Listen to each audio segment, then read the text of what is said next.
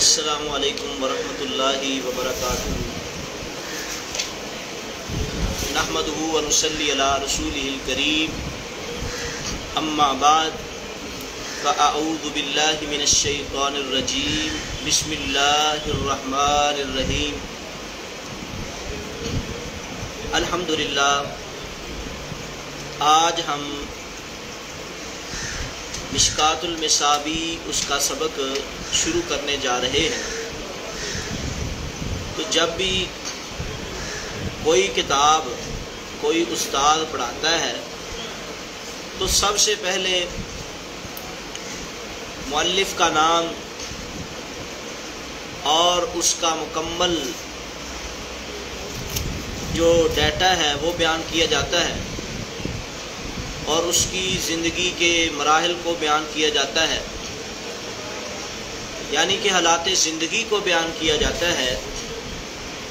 اور دوسرے نمبر پہ کتاب کا منہج، یا پھر کتاب لکھتے ہوئے کن چیزوں کی ضرورت پڑی، کن کن لوگوں نے کتاب میں تعاون کیا، تو یہ ساری چیزیں جو ہیں یہ ذکر کی جاتی ہیں، ساری چیزیں ذکر کی جاتی ہیں۔ تو اصل میں لکھنے والی بات وہ یہ ہے کہ مشکات المصابیح جو ہے اصل میں دو مصنفین کی کتاب ہے۔ مشکات المصابیح کتنے مصنفین کی کتاب ہے؟ دو مصنفین کی کتاب ہے۔ تو پہلے اس کا نام مصابیح السنہ تھا، پہلے اس کتاب کا نام مصابیح السنہ تھا۔ تو اب پھر اس پہ کانٹ چھانٹ ہوئی، کام ہوا، پھر اس کا نام مشکات رکھا گیا۔ تو ہم پہلے مصابیح السنہ، پہلے کیونکہ اس کا نام مصابیح السنہ تھا تو مصابیح السنہ کس نے لکھی اس کا تعارف کرواتے ہیں۔ پہلے مصابیح السنہ کے مؤلف کا ہم تعارف کرواتے ہیں۔ جی آپ لکھیں کہ مصابیح السنہ کے مؤلف کا پورا نام ابو محمد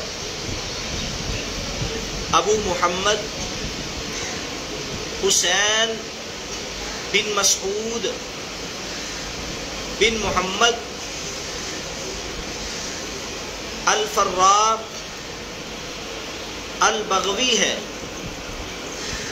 رحمہ اللہ۔ ان کا پورا نام ابو محمد حسین بن مسعود بن محمد الفراء البغوی ہے۔ تو ان کا شمار 6 صدی ہجری کے مشہور محدثین میں ہوتا ہے۔ ان کا شمار 6 صدی ہجری کے مشہور محدثین میں ہوتا ہے، اور محی السنہ کے لقب سے مشہور و معروف تھے۔ تو لفظ فراء جو ہے یہ فرع سے ماخوذ ہے۔ لفظ فراء فرع سے ماخوذ ہے، جس کا معنی چمڑا ہے، جس کا معنی چمڑا ہے۔ فراء کا معنی چمڑا بیچنے یا اسے دباغت دینے والا ہے۔ فراء کا مطلب چمڑا بیچنے یا اس کو دباغت سمجھتے ہیں؟ دباغت کہتے ہیں جب ہم کھالیں کٹھی کرتے ہیں، کٹھی کر کے کھالیں ہم دے دیتے ہیں فیکٹری میں، تو فیکٹری والے نمک لگاتے ہیں، ایسے ہی ہے نا۔ پھر اس کے اوپر کیمیکل لگاتے ہیں، کیمیکل لگا کے چمڑا تیار کرتے ہیں۔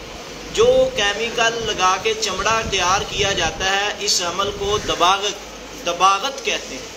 اس عمل کو کیا کہتے ہیں؟ دباغت۔ تو یہ جو تھے فراء مصنف کے والد کی صفت ہے۔ فراء مصنف ہے نا، یعنی کہ ان کے والد کی صفت ہے پوستین بنانے یا دباغت دینے یا بیچنے کی وجہ سے انہیں فراء کہا جاتا ہے۔ والد صاحب کیا کرتے تھے؟ والد صاحب کیا کرتے تھے؟ چمڑے کو یعنی کہ یہ جو کھالیں ہوتی تھی ان کا چمڑا ان کے ساتھ چیزیں تیار کرتے تھے، تو اس لیے ان کے والد کو فرا کہا جاتا تھا۔ تو یہ بھی کس کی طرف منسوب ہوئے؟ والد کی طرف۔ تو والد کی وجہ سے ان کو بھی فرا کہا گیا، والد کی وجہ سے ان کو بھی فرا کہا گیا۔ نام آپ نے لکھ لیا ہے نا، نام آپ لکھ چکے ہیں، اس سے آگے آئیے۔ اب دوسری وجہ یہ ہے کہ فرا ایک نحوی عالم دین بھی ہے۔ امام سیبویہ، امام فرا، یہ ایک نحوی عالم کا نام بھی ہے۔ یہ دوسرا عالم ہے جو علم النحو میں یعنی کہ بڑی مہارت رکھتا ہے۔ وہ فرا اور ہیں، یہ فرا اور ہیں۔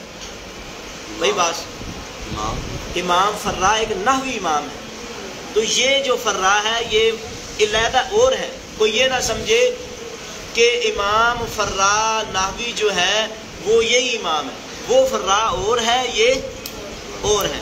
جی اب ان کو بغوی کیوں کہا گیا؟ سوال ہے، ان کو بغوی کیوں کہا گیا ہے؟ یہ ایک سوال ہے۔ تو اصل میں باغ ایک علاقے کی طرف یعنی کہ طرف ان کی نسبت کی گئی۔ باغ ایک علاقہ ہے، بغوی کس لیے کہا گیا ہے؟ باغ ایک علاقہ ہے، اس علاقے کی طرف ان کی نسبت کرتے ہوئے وہ کہاں ہے؟ خراسان اور فرات کے درمیان مشہور قصبہ ہے۔ فرات اور خراسان کے درمیان ایک مشہور قصبہ ہے، تو اس قصبے میں یہ رہتے تھے، اس لیے ان کو بغوی کہا گیا۔ یہ دیکھو امام بخاری کو بخاری کیوں کہا گیا؟ وہ بخارا میں رہتے تھے، تو بخارا میں رہنے کی وجہ سے ان کو بخاری کہا گیا۔ استاد محترم چھتوی صاحب کہاں رہتے تھے؟ چھتی چک میں، تو ان کو چھتوی کہا گیا۔ کوئی نور پور میں رہتا ہے تو اس کو نور پوری کہا جاتا ہے، علاقے کی طرف اس کی نسبت کی جاتی ہے۔ کوئی میر محمد میں رہتا ہے تو اس کی میر محمد کی طرف، کوئی میر پور میں رہتا ہے اس کی میر پور کی طرف نسبت کی جاتی ہے۔ تو یہاں اس لیے ان کو بغوی کہا گیا۔ آپ کو پتہ چل گیا کہ فرا ان کو کیوں کہا گیا اور بغوی ان کو کیوں کہا گیا؟ پتہ چل گیا نا۔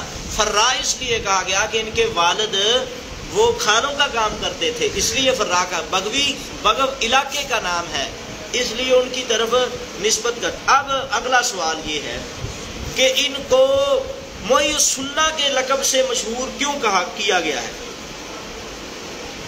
محی السنہ، جی محی السنہ کا مطلب، محی السنہ کا مطلب سنت کو زندہ کرنے والا۔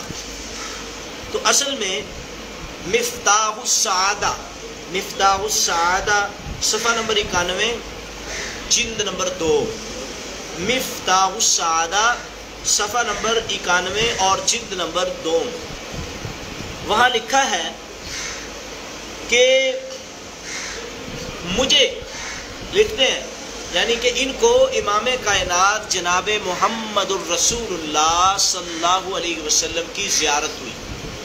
ان کو امام کائنات جناب محمد الرسول اللہ صلی اللہ علیہ وسلم کی کیا ہوئی؟ زیارت ہوئی۔ تو رسول اللہ صلی اللہ علیہ وسلم نے فرمایا، ان کو امام کائنات جناب محمد الرسول اللہ صلی اللہ علیہ وسلم کی زیارت ہوئی، تو رسول اللہ صلی اللہ علیہ وآلہ وسلم نے فرمایا کہ تو نے میری احادیث کی شرح لکھ کر میری سنت کو زندہ کر دیا ہے۔ تو نے میری احادیث کی شرح لکھ کر سنت کو زندہ کر دیا ہے، اس لیے ان کا نام محی السنہ قرار پایا۔ اسی دن سے محی السنہ کے لقب سے مشہور ہو گئے۔ میری حدیث کی شرح لکھ کر، ہاں میری حدیث کی شرح لکھ کر تو نے میری سنت کو زندہ کر دیا ہے۔ میری حدیث کی شرح لکھ کر تو نے میری سنت کو کیا کر دیا ہے؟ زندہ کر دیا ہے۔ اسی دن سے محی السنہ کے لقب سے ان کو مشہور کر دیا گیا، اس لیے ان کو محی السنہ کے لقب سے مشہور کر دیا گیا۔ جی اگلی ہیڈنگ دیں، آپ کی سن ولادت کیا ہے؟ ولادت ایک ایک چیز سوال بنا کے لکھیں، یہ یاد کرنی ہے آپ نے۔ آپ کا سن ولادت کیا ہے؟ جی جمادی الاولیٰ 433 یا 435 ہجری ہے۔ جمادی الاولیٰ 433 یا 435 ہجری ہے۔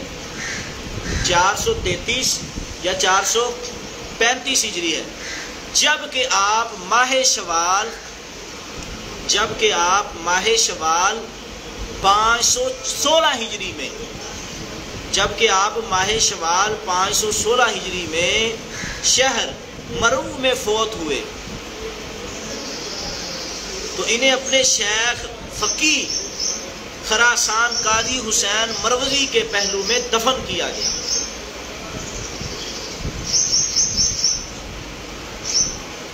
اگلا سوال یہ ہے کہ علم کے لیے کتنی عمر میں نکلے؟ علم حدیث کے لیے کتنی عمر میں نکلے؟ جی امام بغوی جب 27 برس کے ہوئے تو حصول علم کے لیے اپنے وطن معلوف سے باہر نکلے۔ سب سے پہلے مروف کا علمی سفر کیا۔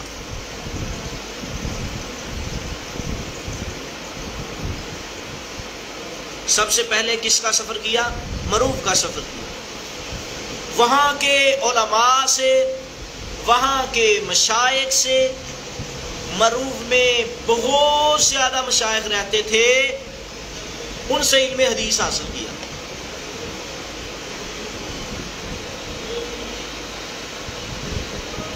تو ان کا مسلک کیا ہے؟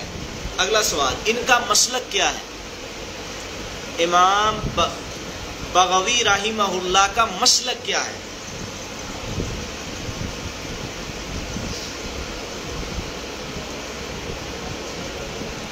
امام بغوی کا مسلک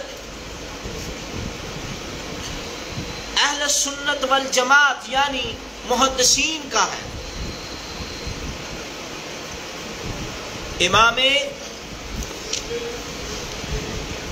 شافعی کا مسلک اہل سنت والجماعت یعنی اہل حدیث